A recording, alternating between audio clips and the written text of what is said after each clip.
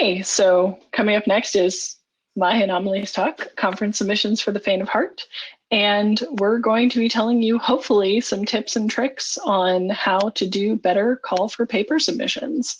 And we just wanted to make sure we did a shout out to the Diana Initiative sponsors.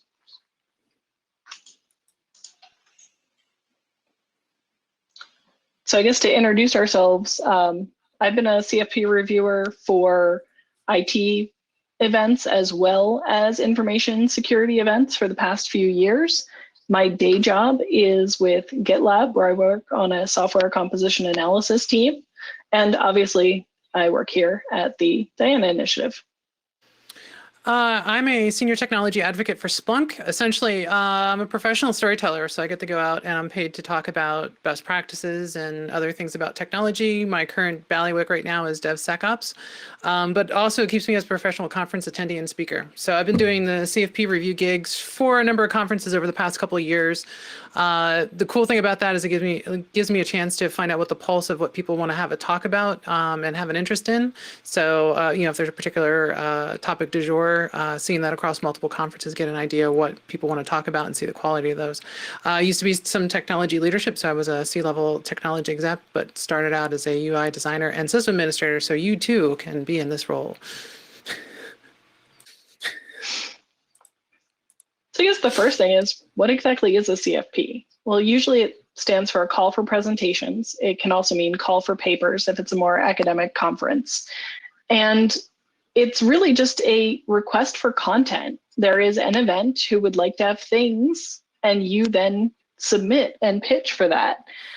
Now, a conference can have a mixture of stuff. They could invite specific people. For example, here at Diana Initiative, we invite our keynotes because we seek them out. It could be 100% people who submit to a CFP. And also, they could have some conferences. There could be sponsored sessions like happens at Black Hat. So it really can be all sorts of different things. But the main goal, if you ever see a CFP, and there's lots of sites like CFP Time that collect them and you can see them all listed, is that a conference is seeking input from the community in order to make sure that they have a bunch of things to show at their event. And it could be a very specific call, or it could be a very broad call. So behind the curtains, what exactly happens? It really depends. You could have a variety of people reviewing the things. In fact, you want a variety of people. I know that our CFP chair put in the effort to make sure that there was somebody from red team, blue team, people experienced in different areas, so that we were all reading the submissions from a different point of view. And that doesn't just apply for areas of expertise, it could be experience levels. You can also blind, which means that the reviewers don't actually get to see the name of the person who submitted, or not blind, which is what a lot of conferences do. You can also have a mixture of both, where maybe some of the people get to see who it is and then the second round of people don't, for example. You can also do where all the reviewers read all of the things, which is what Diana did, or you have it where people are responsible for a specific track or specialization area. And so you might be a subject matter expert tapped to read a specific set of things. Like if you're all about Kubernetes, you might have to read all the Kubernetes talks. And what are they actually responsible for? Well, there's going to be some specific questions they're trying to answer.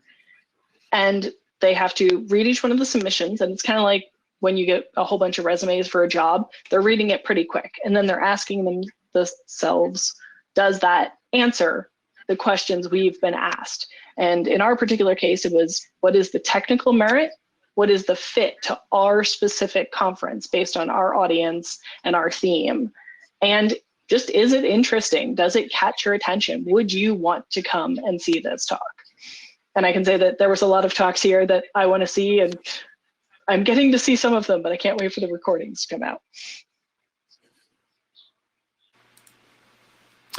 So this is my section here. As Nicole mentioned, one of the things that actually spawned us giving this talk was the variety of both topics covered for submissions for the Diana Initiative, but also the quality. One of the things I've run into was the fact that as a reviewer, I'd seen all manner of submissions, and figured this was worthwhile for a meta talk. So one of those cases is, do these talks fit our event? Some of them come from rather novice submitters, maybe their first time submitting because they figured this was a good venue for it. Other times they may be folks like me who are professional speakers who get a chance to kind of go out and kind of do the rounds. So one of the things is here is you need to do your submission like a resume. This is what people will see of you. They won't, if it's a blind, they won't see a picture, they won't see a name, but your points need to be succinct. They got to be clear and they got to be quick. Most times they may even have a limit on the length of your abstract. Could be under 150 words or under 500 for the entire submission. The other key thing is understanding your audience. Sometimes you may already find out who you're presenting to. Could limit to say 500 people in the DC area where I'm from. It could be a virtual online one where you don't know anybody. But this doesn't mean you need to dumb everything down just because it's very general. The fact is some conferences are very specific about wanting highly technical content or content geared for executives. So it's very important that as you submit stuff that it actually applies to your audience. But then again, too, is as you deliver your content, think about it. If you do get accepted, working your content so that it's actually accessible by everybody who may potentially be there. You can generalize it, but you can also try to cover some unknowns. So if you know that the attendees are going to be virtual and you have no idea, you can kind of generally keep it broad. But if you find a need to go into specifics, you can do that as well because that may attract folks that know you're very much a subject matter expert in something and hoping to get some new nuggets. The other thing is too is basically as you're you're submitting this eventually a virtual paper. Back in the before times when people used to physically go to conferences, you could submit stuff, in a paper envelope, but here now you're submitting it through a virtual call for papers. But the key thing is they want to make sure you have the knowledge and skills for what you're presenting, that you know the subject matter down pat. You could be new. There are a lot of first-time speakers here that this may be the first time they're covering their topic as well, but it's giving them a chance to kind of get into public speaking. But the key thing is making sure that you can talk about it in a clear and compelling fashion. And as I mean about compelling, you need to draw people in. This is one of those cases is as you're giving a talk that you're doing so in a fashion that keeps people wanting to listen. So they're not going to leave to go to the bathroom, grab a soda or something like that. Essentially, the CFP response is your sales pitch. So the other thing of what people are likely to consider is as I mentioned before, is about it being compelling. So why is your topic rather important? You got to drive some excitement to it. You got to drive people to want to learn more about it. It's kind of a tease. It should drive to a point, not just a ramble. I'm rambling on right now. Some people are more to the point. But imagine this is the Shark Tank, if anyone's seen that show, but you're trying to pitch your talk. You want the reviewers to invest in you. What you're saying, you need to hook them on an idea, and you got to talk about how it's useful, how it's interesting, gin up some excitement for it. Sometimes a little bit of theatrics goes a long way, but you want to make sure it's something that they're willing to invest their time and come and partake in. You don't want to give away your entire hand, so you kind of have to write this out as a tease, add a little bit of mystery, but make it clear that you have a goal or you have some outcomes to it. Finally, if somebody's going to come to your talk and sit through it, they better get something out of it. One of the things I was really hard on when I grade is making sure they're audience takeaways. Good talks and presentations should not be vanity activities. They should not be there for your own ego or edification. They're there because you're to inspire or to pass on knowledge to people. If you can do that, that makes you a good speaker. And it also helps you when you're forming your ideas for your CFP because you have an end goal. And outline what you plan on sharing. It should nail at least 3 to 4 of these takeaways for an audience member. If you're down to one, maybe it's a specific technical topic, but that's one of those cases where you need to maybe broaden it a little bit. That way you can touch all those different levels. If it's an executive, a highly technical person, or a general audience member, at least, have a takeaway for each one of those potential people coming. Made a really good point. You have to tip your hand a little bit, but not all the way. You just need to give everybody a hint of what's coming. Yeah. A key thing about CFP submissions, and I learned this the hard way. Oddly enough, my first CFP submission was to DEF CON, 10 years ago. I was really upset because I went in and I saw somebody essentially give the same talk I submitted for. Problem is that I wasn't looking at sample submissions, so mine was kind of scattershot. So nowadays, you can probably go to a CFP site and they actually may have a sample submission. I know ShmooCon does, DEF CON does, a lot of them have sample submissions. They will outline the format, the kind of content, the length of content that they actually want, maybe a sample way of kind of the language. I know further on down in the notes here, there's sometimes formal and informal submissions. If you're at a local conference or a user group pitching a talk, there is a lot more informal than if you were going for a national or international conference or something like that. But some of these CFP responses may be more involved and may require a certain format. I know, talking with Nicole when we're setting this stuff up, she actually is a CFP reviewer for something I submitted to this year, and it was much more academic than I'm used to, and that's much more professional. So, what folks who had to submit stuff for the Diana initiative, it was a very simple form compared to what I had to submit for this one. So it was a lot more work. But don't be daunted by, seeing that there's a lot of stuff that you've got to do. That just means that, the organizers are putting some thought into the conference, that they want to make sure that the people who are submitting are going to match up to what their goals are for the conference, but also make sure that you are vested in presenting good content for their eventual audience. And they want a certain caliber of talk. So it's a couple gates that you've got to walk through and pass through. But in the end, it'll actually help you as the presenter, making sure your ideas are organized, but also allowing the reviewers to quickly, I hate to say judge, but evaluate and categorize what they want in for the talks. Again, it may seem like a lot of work, but make sure you complete the submission, make it a complete proposal. I hate to say it, don't half-ass it, because if you don't half-ass it, you have a better chance of being selected. So if you want to make sure you're going to get a chance to talk, do the work that's required. Finally, for me, the goal of the CFP is the audience. If it's a very widespread audience, you may not be able to figure out who the audience is. Sometimes the committee may list who it is specifically. For me, I've submitted to some talks, or I've actually been invited to some where they do an audience breakdown. So they'll tell you how many people are executives, how many people are mid to senior level, how many people are entry level, the numbers of people that they've had in prior years. So it gives you an expectation of what is there, but then concurrently it's for you as you're delivering. Like if you're going to be giving a keynote in front of 1,000 people in the morning, you may need to present your thoughts in a wake-up session. I had to give one that was the first thing in the morning. I drank 3 Red Bulls. I was hyped up. I was dancing around the stage. I was trying to be funny. I made people laugh. You got to kind of understand, like, as you're giving the talk and where you're giving it, what those expectations are. So that's the key thing about the audience. And the other thing is, too, is, as I mentioned, it may require a more professional approach. I know, I'm here in a hoodie and a T-shirt. Nicole's in a dress. Other people, maybe in a business suit or so forth. That's much more professional sometimes. In some conferences, we're up there in jeans and a T-shirt. Sometimes I've seen people kind of come up in urigumi costumes and give presentations. I gave one at ShmooCon that was in my Doctor Who outfit, mainly because the room was cold. But the idea is understanding that certain conferences may require you to be a little bit more professional in their approach. And then, two, the challenges right now with COVID is that everything's virtual. So, like we're dealing with now is trying to get across our ideas in a format where we don't get to see the response of the audience. With the CFP, you also, again, don't know who's going to be coming to it. So how you present, both for your CFP response and more formal language, more, I'm trying to think of the words for it, but generally, we're not using the colloquial terms, idioms, and stuff like that to try to connect with the reviewers. You may just be may need to be more direct. be more Or direct. go ahead and just explain Oh, whatever abbreviations that you use. Yeah.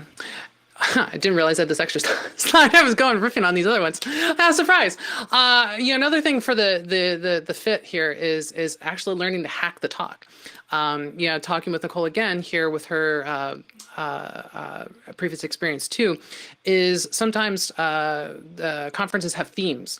They may pick one that's there every year. I know ShmooCon and DEF CON obviously have their own themes, and then they try to get talks that kind of address that. But others may be conferences based on the type of location that they're at and the kind of people they'll draw. So like DC, very much policy driven, politics. New York will be finance and technology sometimes. San Francisco, definitely much more on the technology side. But then too is also understanding the audience they're appealing to, something more general. So it could be like a career talk or a track or a specialty. I know, sometimes I like going to a conference where they may have taken a chance on somebody that is totally like unexpected for that conference and it's really unique and it draws people in there. But then again, too, is sometimes they may, as we were talking earlier before, they may riff on the same talk. Sometimes there's talks that get revised every year. And you go back for like an update. Recently, we did one for ShmooCon where we gave a talk on voting security, and then we were able to give a second one at DEF CON. So it was given an update, and those draw people in as well. So one of those things you can kind of draw almost a trilogy, in fact, sometimes with talks, but be aware that that's available to you as well, and reference that in your CFP. Sometimes they may ask if this talk's been given before in another form.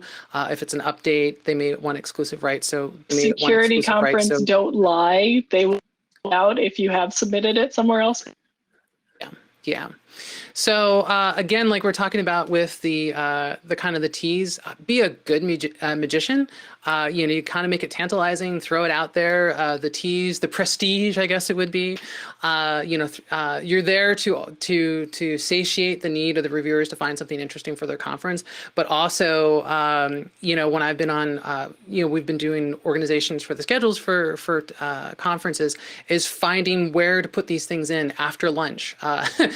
If it's a lunch, people are going to fall asleep. You want something to kind of get people excited. So if you're one of those ones that you do a good pitch as part of the CFP, not only will you get selected, but you may get a really cool spot. You may get a bigger stage for that. So be aware of that when you're actually creating that. And the review committee should be able to see that as well. And finally, some things that won't pass muster. I am really, really hard when I review CFPs because I have a good BS meter. One of the things that, besides this list here, I hate sales pitches. I hate veiled vendor pitches. Oddly enough, I work for a vendor, so I can kind of sense that out. Talks that are all about you yourself. Soapboxes are different than bitch sessions in a way. If you're going to go up on stage and complain about something, maybe you should do that at the bar, not up on stage. Sometimes they're good, sometimes they're rants. I know there's a couple of people that are really good at the rant talks. I think Awkward Hugs guy. Jason is really good at, he has an occasional rant thing, and those are talks that are actually trying to kind of share a topic, so they're not just kind of a soapbox. Also, one of the challenges for CFP reviewers is the hot topic of the year. I think last year or the year before it was all about MITRE ATT&CK. We will see 20 talks suggesting to do MITRE ATT&CK, and it makes it very hard to basically suss out which ones will be the best, because sometimes they're covering the same topic. So you're going to have to make those stand out if you're picking a hot topic of the year. Finally, one of the ones there is victory laps. I did a thing, I want to brag about it, and I'm going to do it as a talk. Not always as compelling, a little annoying at times, but sometimes people are really good at, explaining a thing they went through, and it's entertaining. I know Malware Jake did one recently here at Besides Nova, where he was talking about M&A stuff. While they were assisting with M&A, he made it in an entertaining fashion. So it wasn't a victory lap of having gone through it. It was basically explaining, here's the challenges, but done in such a way that it was actually really, really interesting. So, but yeah. So circling back to your earlier those point, are things if you have key takeaways for the audience, you can make it work. Yes, definitely. So how do you win the hearts and minds of the CFP reviewers? I will tell you 100% how to win my heart. You have to tell me who you are presenting to, what you are presenting them and why it is important and what they're going to take home. If you can do all of that and put a little cute hook in there, I'm sold. I will read yours in much more detail than a lot of the other ones.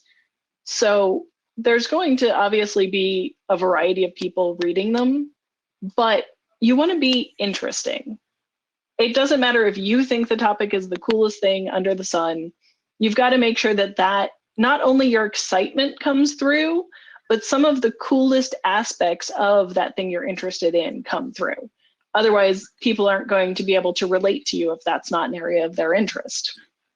It's okay to go ahead and find out what the theme is and then pander to it a little. But if you slather it on too much, we see a lot of that, and it just isn't that appealing. And good content will always outweigh clever. We have seen every cute title and every cute buzzword there is come through every year, whatever the hotness is. And it wears on you after a while. You're like, okay, that's great, but is there content behind it? So if you have a snazzy title, cool, but have the content to back that up. And again, it's like a resume. People are blowing through this and they're not going to have a ton of time. It's slightly different if it's a more academic conference because they do assign less reviews to each person because they are expecting them to be a bit longer, but you still are only expected to give them a certain amount, and they will usually tell you what that amount is of data. And so you need to, in that small area, small being relative, be clear, be a little bit clever, and get to the point and say who it is, what they're going to go home with. And if you can, try and make the story that you're trying to weave clear so that they can see, here's how you're going to take the audience through this path, here's where you're going to take them to, and here's why it's going to be valuable to them. Yeah, and sometimes a lot of the CFP submissions, and it wasn't necessarily, I think, in our example given here, it's good to have an outline. If they give you slots for 20 minutes, 45 minutes, 90 minutes, if you're up there for 2 hours, God forbid, it's really good to write an outline with timing on it. If you're going to spend 5 minutes on a topic, that gives a chance for a reviewer to understand how deep you're going to go on a subject. It's not just for the reviewer, it's also for you to understand, can you actually get through all of this? And we'll touch on this in the next slide. So whether you've done one CFP, 0 CFPs, or you've done hundreds of them, there's a couple things that you can remember. That the birds outside are very loud is one of them. Have one of your friends review your submission before you send it. If you review it yourself over and over, you're going to miss some stuff. And those spelling mistakes and grammar mistakes aren't that big of a deal, but they will catch people up and distract from the flow of your submission. If your friends are doing CFPs, look at theirs, review theirs for them, but also you'll get an idea and you can improve your stuff together. And if you don't get accepted, a lot of conferences will give you feedback. It may take a while, and it's probably going to come after the conference once they've all recovered. But a lot of times they will share what the committee had to say. And please don't be upset when you get, hey, this was a good talk in a lot of your items. Go back and critically think yourself, okay, if this was a good talk, let me look at the lineup that happened. Why didn't mine get in? Did you pick a hot topic that maybe had a huge pool of people to go against? One hack for Grace Hopper conference that they will tell you right in the session they usually have at Grace Hopper, if you ever want to submit there, is which tracks in a given year had fewer submissions. And so you will have a higher probability of getting accepted if you follow all the directions and do a good submission in one of those tracks. Make sure that you're not overconfident, but believe in yourself. You know something. You can share that with someone, and a conference is definitely one of the venues you could possibly do that. And also, don't try and put 100 pounds of things in a 5-pound bag. It isn't going to work. And when we look at, you applied for a 45-minute slot and it's a 20-page submission, that's just not going to fly. Well, that's unless like us, where we have 14 slides trying to get them in 20 minutes and still having a lot to say. But again, too, mentioned, Grace Hopper has some stuff like that. There are some tracks at B-Sides Las Vegas, which will help speakers that they may have not actually been accepted, but they were good enough to make the cut. I know Heidi at ShmooCon, if you request to have feedback, they'll get feedback. That's how I got in, because I got her feedback. And when I submitted again, I took all of that feedback in there. And I've been going to the conference pretty much since it was founded. And then I finally got in the next year because I took in that feedback. So, if it's offered, take it. And if you're really interested in speaking, that's the best way to do it. It's almost like precision bombing of the CFP process. And then we're going to wrap it up here. So, and key things to take home are do it and then do it again. You can make new revisions. It's okay. Don't feel bad. That's the one point I want to stress. Yeah. And for me, like I said, I'm a professional speaker now. I used to be an executive. I got stuff down. Now I have to go out and talk about it.